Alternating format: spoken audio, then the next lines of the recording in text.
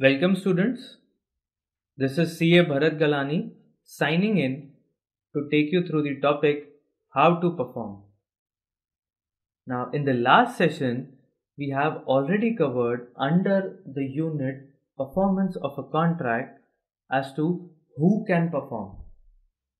We said the promisor himself can perform, his legal representative can perform if he dies, his agent can perform, any third party can perform, and finally joint promisor or any of the joint promisors can perform the contract. Now in our current session we will see as to how a contract can be performed. Is it necessary to perform the contract in all the times, or the performance can be done away with? What if the parties mutually agree that the contract should not be performed? Then such an agreement between them will discharge the contract, or since the contract is created by law, it will have to be performed. Or possibly there are two persons, A and B. They have already entered into a contract and they both mutually agree to change the contract, to change some of the conditions of the contract. Can they change the contract after forming it?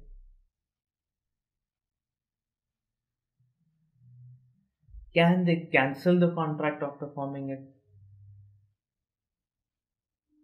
Can they make the performance of the contract not compulsory, or can the performance be done away with?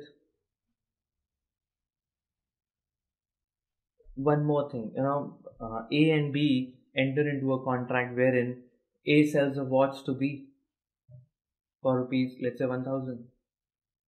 Now A gives the watch to B, and when B puts his hand in his pocket to give him a 1000 rupee note, A says, no, there's no need of giving me the money, it's perfectly fine. B puts the 1000 rupee note back in his pocket. Now, can the performance said to be completed in this case? Or he'll have to pay A rupees 1000. So these are some of the questions that we'll address in this session. So let's get started with how to perform. In this topic, we'll cover what is actual performance, what is attempted performance, how does a contract get discharged, what is mutual agreement, and what implications does the mutual agreement between the parties have on the contract. What is impossibility of performance? What happens when some impossibility crops up in a contract? We'll also study about lapse of time. Let's say two parties enter into a contract to deliver some goods in a particular or a stipulated time. What happens if the time lapses? We'll study about that. We'll study operation of law. What happens when some things happen? Let's say one of the parties go mad, one of the parties die, one of the parties become insolvent. What do we do under such conditions? That we'll study in the topic operation of law. Then we'll do time and place of performance.